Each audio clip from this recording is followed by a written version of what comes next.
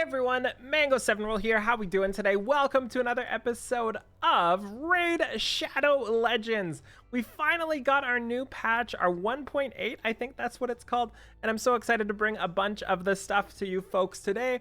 As always, thank you so much for Plarium for sponsoring this video, and let's get into this here. I do have some summons. I did spend some money. I did whale just a little bit. I bought 2 packs. But we can't do them yet, unfortunately, and that's because there is an event coming. We have so many events. We have Dungeon Diver event going right now. I'll be done this for sure, and this is going to get me a skill tome and another skill tome. Pretty happy about that. We have the Arena Assault event, which just opened up. Tons of arena, and by the way, this is actually how I really like my events. There's so many events in a lot of other games that are just making you do base stuff, but they don't really like there's so many, you have to go through so many sub menus and there's little buttons you have to press, and it's just, this is just so much easier. Like, just have these base things in the game like this, have little milestones and have you work towards them. I really like how they do them in this game. This one, rewards aren't the best, as good as the other one. 10 gems for the final, really easy to get. 5-star epic offense piece, which is great. Some energy, hunger here. I think this hunger is for a fusion we're going to talk about in just a second too. And we have, what's next? Summon Rush. So exciting. This is why I can't summon yet, because in 24 hours, which I will be recording my summons then, I will have a Summon Rush event to get finished. And this is the one I am most excited for. This is the champion training event. This is going to take a long time to do. It takes 20,000 points to finish, and it's up for a week and a half. So this is a nutso event, and the rewards are insane. Hero rank up, item grade 2, reward image missing. So these are going to be the chickens, I'm guessing. I'm sure that'll be fixed very soon. Also going to get 5-star offense piece, 5-star offense piece there. We're also getting a witness. Witness is used in the fusion, which is coming soon. Also more offense pieces, some more gems, some more offense pieces. We're going to get a fortress goon, who again, I believe is a fusion. A 6-star offense piece, hype to that. 2 flippin' void shards, a legendary skill tome, 60 gems, and a towering titan. 4-star void unit, which we will use, I think, for the fusion here. And if we haven't seen the fusion, if you have not seen this yet, this is the limited fusion Folly. Folly. I'm not sure how to say his name, but everything here is going to be obtainable in the game. I believe the only one I'm unsure about is Shada right here, and it said she's supposed to be fusible, so I think in like the next couple days they'll get this fixed. I might be wrong, but I think that's gonna be fusible. Towering Titan is going to be the one we can get for free if we do a lot of grinding. Look at his eyes. He's just like, buddy, you got to look up so people can see. So what does he do here? 40% chance of a 60% defense down buff. 4 times at random with provoke. He also has a 60% defense buff on all allies. 15% heal buff just on himself, as well as shield buff. Okay. And his passive will transfer 50% of the damage inflicted on Cage Breaker. So weird. I love when they do stuff like this, because it just makes fights and teams so much more fun. That said, let's be real here. I'm not actually going to be using this guy. I will be using him towards Folly. And if we take a look at Folly real quick here, legendary 5-star. We have, takes a second to load the first time you ever load. I only record videos on BlueStacks and then I play on my phone, so takes a second to load. But this is the guy we're going to be getting if you can get all the grinding done. We've got Folly here. He has a 20% chance of placing a 60% defense down buff, which is awesome, and it's 4 hits. Perfect for all the clan boss shenanigans and Giant Slayer / War Master, whatever.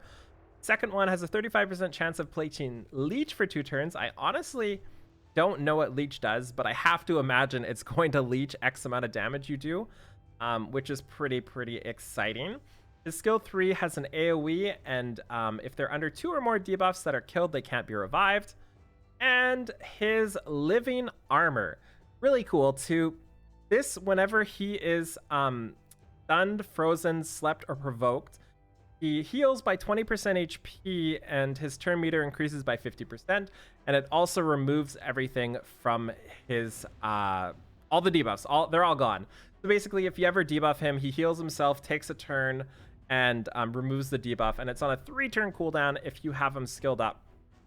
So this is really cool because the giant, the clan boss, has a stun that kind of locks somebody out for 1 turn. So if you can make it so Foley gets hit by this consistently, then you're going to be able to negate that entirely, have his 4 hit at the start doing tons of damage, and have him take a ton of turns because of that. That said, I thought I heard, this might be wrong as well, that the leader of the clan boss team is the one who gets targeted a lot of times by that skill, and he doesn't have a lead skill, so that's kind of unfortunate, but it is what it is. So that's Folly there. We also have so many new units. Tashada looks insane. I love her hair like this. I love her shield. Super cool. She's just so fiery. This one has a 50% attack buff if she crits. Her second one has a weaken debuff. And her third is a kill without, or a kill and it revives if you kill with it for 40% HP. I always love abilities like this where when they kill somebody, they revive somebody, but I find they never really work. So I'm probably not going to be using Tashada too much just because there's so many situations where you get a kill and either nobody's dead or you almost don't get, or you almost get the kill, you don't get the kill, and then you don't get the revive. It just feels real bad. And who else do we need here? Kaitis? I don't have this guy. He looks like Executioner that was inside for a little too long and needs some sunshine, but he's another one of the fusions, and again, you can fuse them with all these things, and I believe you're going to be able to get these things through in-game means. Eviscerator, there's so much. This is a big fusion. It is a 5-star, so Centurion there too.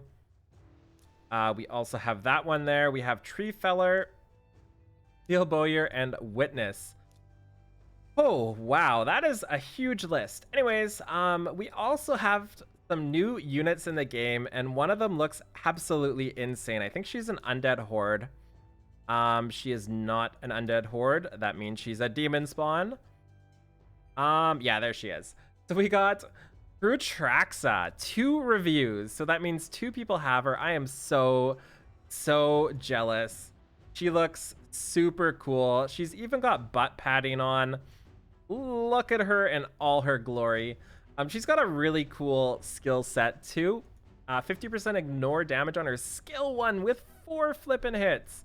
Her second one, weaken debuff, which is awesome, and a 50% chance of removing 2 random buffs from the target. And why not just go again? And then we have her passive here. So weird. Places a revive on death buff on this champion for 2 turns at the beginning of each round, and places a revive on death buff on this champion for 1 turn when the champion kills an enemy, but doesn't occur on spiderlings. And then we also have increases allies attack by 24%. So she's a really cool unit. I bet she's going to be insane. I hope I am blessed with RNG, and I hope I somehow get her. There's so many other things that came with this patch.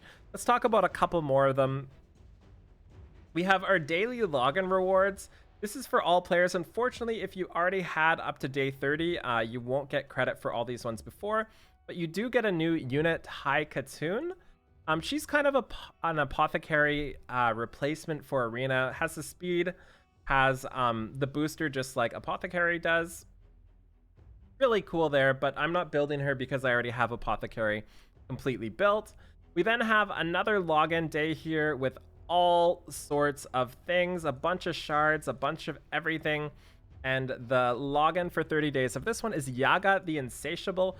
Actually seems baller for clan boss. He has a 40% chance of poison, 5% poison, and he also has another 5% poison on his skill 2. And he also does more damage against targets under poison on his skill 3. So he seems really nutso for clan boss. So I'm really glad they're giving us that. Like, they're giving us this unit here, which is really helpful in PvP. They're giving us this one here, which is really helpful in clan boss. And finally, they did Dark Aethel. Was not expecting this. She looks scary as heck. And she's an undead horde, really cool. I wasn't sure if they were ever gonna do alts of people, and this is one fantastic way to do them. And she has the most weirdest, most nutso, most what's going on skill set I've seen yet. So she has one enemy 2 times with 60% defense buff on her skill 1. She has an AoE attack here with a 30% debuff for speed. Speed debuffs are awesome. And she has, this is so weird, she attacks all enemies, places a 30% increased speed buff on this champion for 3 turns if this attack kills 4 or more enemies. It heals the champion by 50% of their max HP if it kills 6 or more. And it also grants an extra turn if the attack kills 10 or more. So that's super weird. The only place I know in the game right now that has 10 or more enemies is Spider. So this either means she's perfectly matched for Spider, or there's going to be new content that kind of revolves around tons of unit like this, because it just seems weird for them to give us somebody like Dark Hathel with that weird of a skill set if they aren't planning for something like that in the future. Also has just a straight up 20% attack buff for their aura here. Wow, so that's a lot of stuff. I'm super excited, and I'm also super kind of stressed because I'm not sure what to do at this point. Like, we've got so many things to do, and I'm so excited.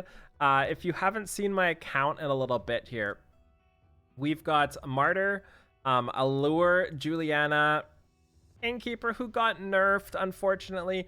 I put so much effort into Painkeeper. I maxed her skills, I did everything, and she got nerfed, and it's so sad. She was one of my favorite units. She's still not terrible, but she's nowhere near as good as she was before. We also have Bellower, Coldheart. We did 6-star our Apothecary. We have him almost max for his masteries. His skills, we have everything maxed except for 1 point here. He's been the one I've been working on recently. And then we also have a bunch of other units I'm not really touching right now. Ghostborn is another one I summoned recently, if you didn't see that. And I'm working on a second Coldheart at this point. So really excited for that. I feel like Coldheart should have been the one that got nerfed, not Painkeeper, but who knows? What am I to know? I'm just a lonely little noob over here. So, wow, so much more stuff was added. If we go to campaign here, I'm not sure if this is reset yet, but if you have the raid pass, which I do, it's only like 13 bucks a month or something, you get extra multi-battles. So without the raid pass, I believe you get 15 multi-battles, and with the raid pass, you get 40. And all this does is goes through the stages, so you don't have to keep hitting start, and it resets every day. And the really cool part about this is you can queue up fodder. So what you can do, I wish I didn't do mine yet so I could show you. You have 2 empty slots like this, or 3 empty slots, however many fodder you want to level. You go to multi-battle and you just queue up 20 different units you want to level, and it'll automatically put them on the team when the previous one gets maxed for fodder. That's like the coolest feature so far. It really speeds up using your stamina, and it makes you makes it much easier to go through stuff like that. I really like it. I wish it was more than 40 times, but I like having to play sometimes, so full auto all the time is not my favorite thing. Holy, there are so many more things. There's no more stages on this. Stage 15 is where it's at. But everything past Force Keep, or everything past Minotaur Lab is still 15. There are stages up to 20. So the Ice Boss actually got a buff. So I used to be able to solo Ice 15, and now I can't even really do Ice 15 anymore because there's a heal reduction on the boss they added, and it makes it so my Martyr can't solo. So I can only get to 16 here right now. I got wrecked in 17. We have Spider up to 20 as well. Coldheart is where it's at for Spider. I'm struggling so hard on this stage. And let me see if it shows it here. No, it doesn't show it here. And Dragon's Lair is another one. I can do 16 of Dragon's Lair. I'm actually doing okay here. I can do 17 as well, but it fails sometimes, so I haven't been bothering. And we also have Fire Knights, and I haven't been trying Fire Knights either. Also to note, you can get a Rotting Mage here now, which is kind of cool. I'm not sure why he's on this place, but that's kind of cool. They added him there.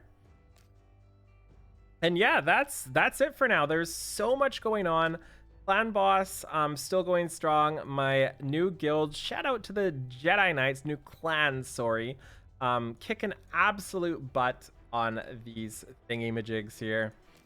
And I think that's it for now. I think as much as I want to summon these, I just can't do it right now. It's just not good value with that summon event coming out. So thank you so much, Plarium, for sponsoring this video. I super duper appreciate it. And I hope I bring a lot of people to this game because I want more people in to play with me. You can download this game in the link description below. You can play it on your iOS, your Android device. You can play it on BlueStacks, whatever you want. As always, feel free to like, comment, subscribe. And if you have any requests for raid content, please let me know because I'd love to hear it. Have a wonderful day. Thank you so much. Bye, everybody.